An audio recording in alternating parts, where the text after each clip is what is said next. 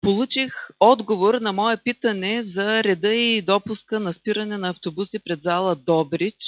За мен е така леко обидно да получавам един информативен отговор, който с нищо не допринася за въпроса ми.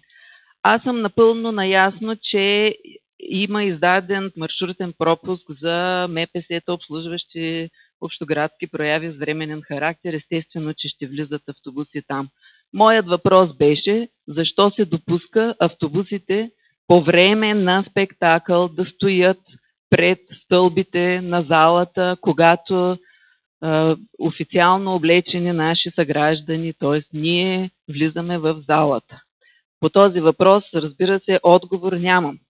И тъй като минаха 2 месеца от тогава, аз ще допълня сега въпроса си, като запитам къде трябва да домуват общинските автомобили, тъй като на улица Йордан Йовков номер 2, която е тупик, точно до залата, пред красивите съоръжения за рекуперация и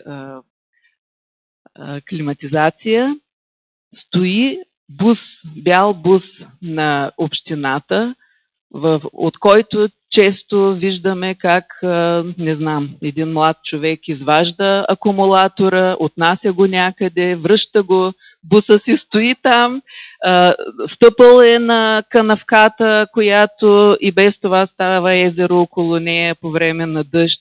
И този бус не мърда въобще оттам. Така че задавам отново въпроса си и го разширявам с този детайл.